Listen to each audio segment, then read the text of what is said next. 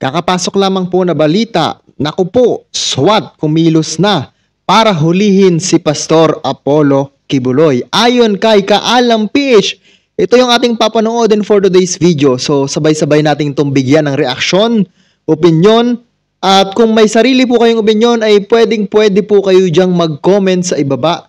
Once again, this is Boy Sausaw, ang sausawero sa issue ng iba. Kung hindi ka pa nakasubscribe at gusto mo ng mga ganitong content, subscribe mo na ako. At subscribe nyo na rin itong may-ari ng ating video na to. Walang iba kundi si Kaalam PH.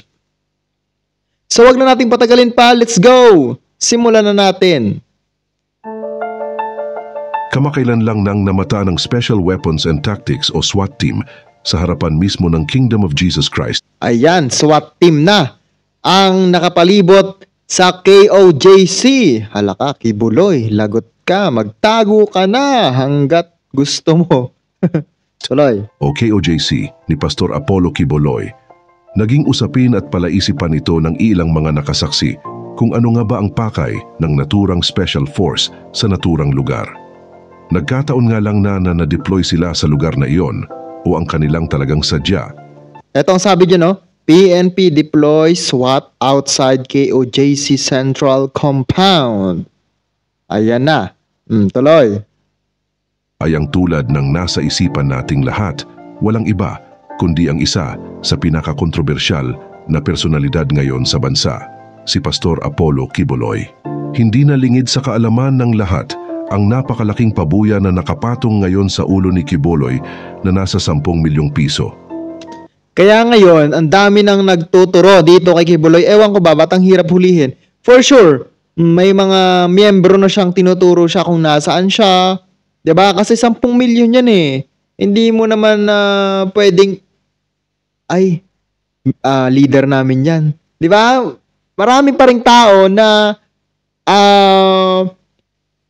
magugustuhan yung 10 milyon kumpara sa ipagtanggol nyo yung leader nyo. Di ba? Aminin na natin na meron dyang isa sa mga member mo na magsusumbong sa kapulisan para makuha ang 10 milyon. Di ba? Tuloy, aminin na natin yon, mga Pinoy tayo. Okay, diretso. At maaari pa nga itong mas lumaki, matukoy lamang ang kasalukuyang pinagtataguan ni Kibuloy. Kaya naman nang makita ang SWAT sa Davao sa mismong malapit sa KOJC, ay posible nga kaya na may natanggap silang impormasyon na naroon sa mismong lugar si Kibuloy. Samantala, dahil na rin sa lantarang puwersa ng pamahalaan, umalma ang mga supporters ng pastor at makikita madalas ang kanilang pag-alma sa mga news items sa isang broadcasting company na pag-aari ng pastor. Minsan na ngang nagbigay ng babala ang administrator ng KOJC na mga walang pakundangang pagtugis kay Kibuloy. Ayon kay Nelly Dalizada, Chief Executive Officer. Ito pa ang pinagmamalaki ng KOJC na siya daw yung Meriam Defensor ng KOJC ng Davao.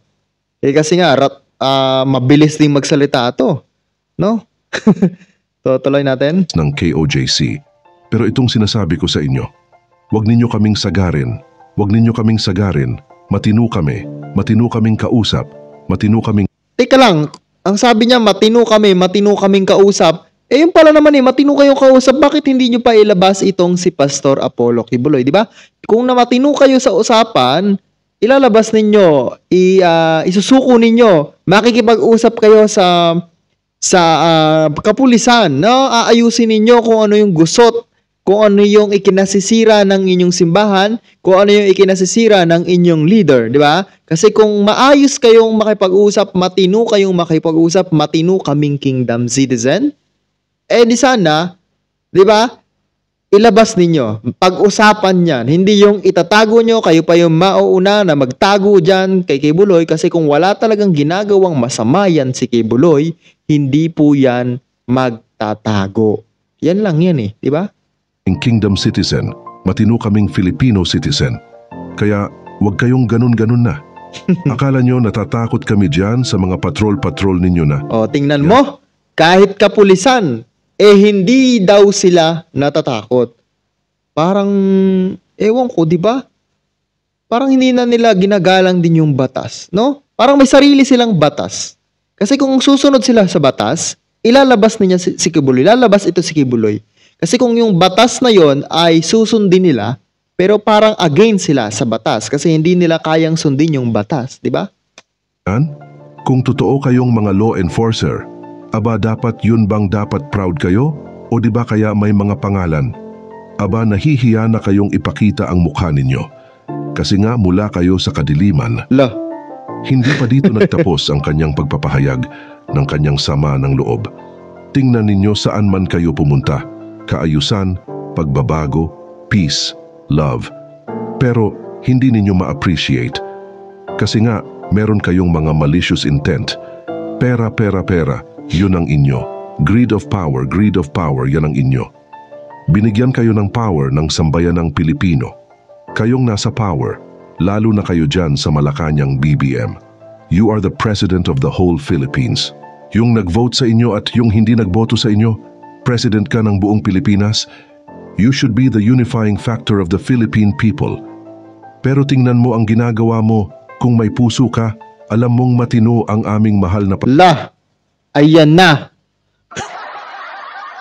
Sinisi pa yung presidente kung matino daw. Di ba matino ba yan? Kung matino talaga yan, hindi siya manggagahasa na mga kabataan, di ba? Ewan ko, paano naging matino yan?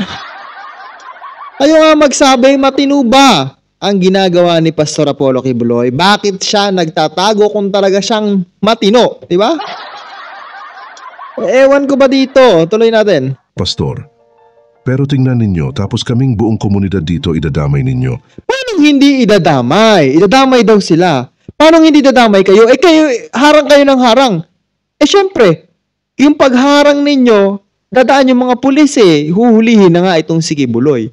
Pero ano ginagawa ninyo, hinaharangan nyo pa itong si Kibuloy. Paano hindi kayo madadamay dyan kung kayo tumatabi? Paano kayo? Ewan. Tuloy natin.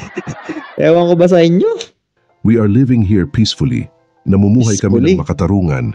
Hindi kami prostitute, hindi kami bangag. Wow. Wala kaming toniladang shabu dito.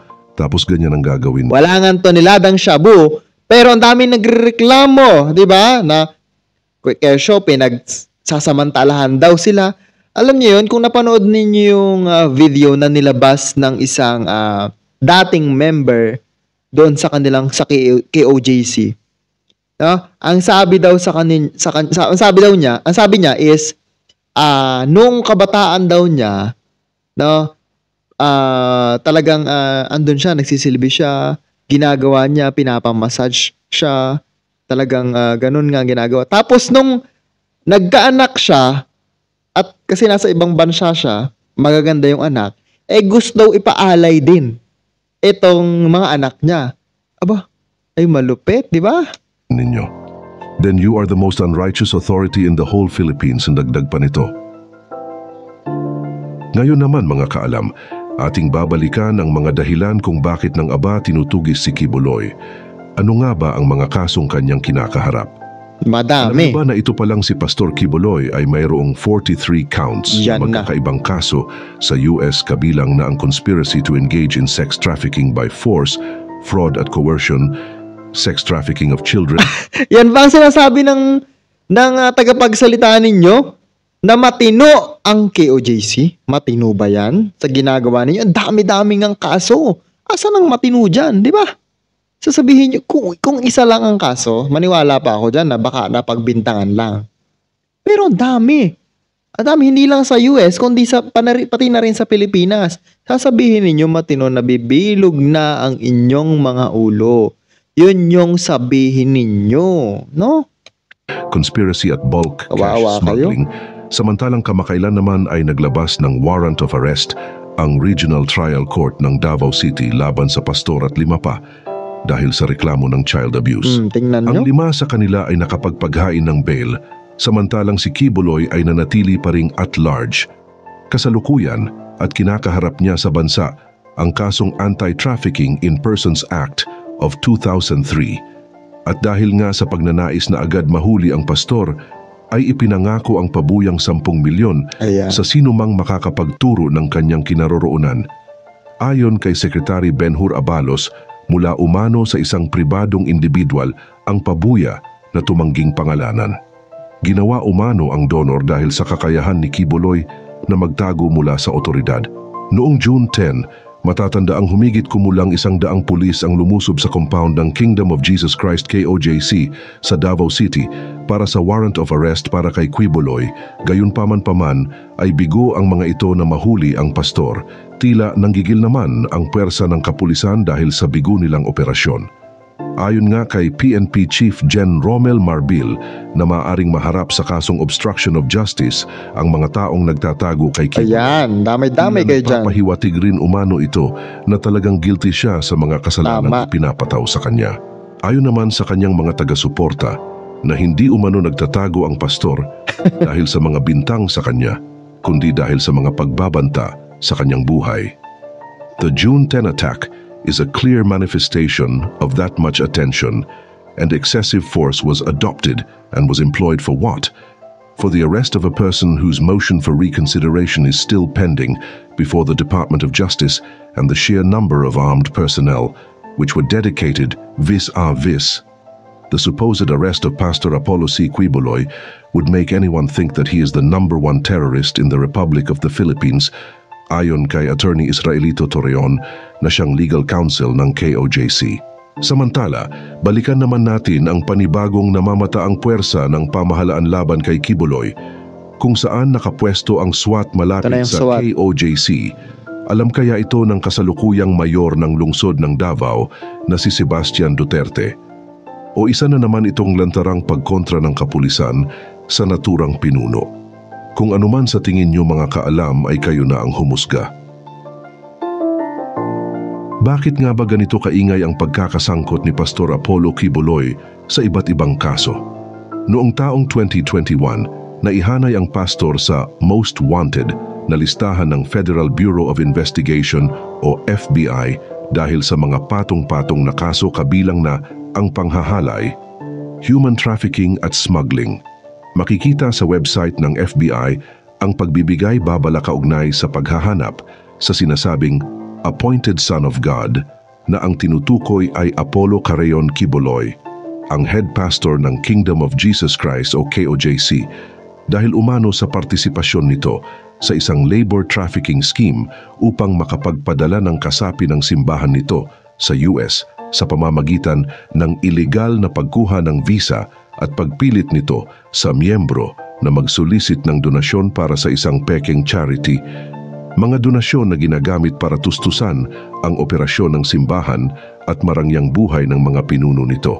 Kaugnay nito ay pinilit din daw ang mga members na magaling magsolicit ng donasyon na pumasok sa peking marriage o di naman kaya ay kumuha ng mga fake student visa upang maipagpatuloy ang mga solicitation activities sa US buong taon.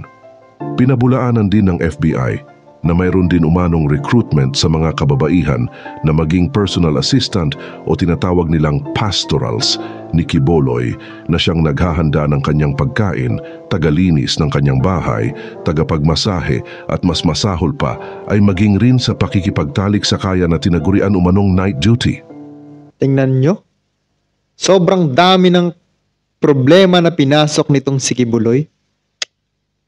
Ay nako. Mula sa kasong isinampa sa kanya ng Federal Grand Jury ng United States District Court for the Central District of California sa Santa Ana, California, nagresulta ito ng paglabas noong Nobyembre 10, 2021 ng isang federal warrant upang siya ay hulihin.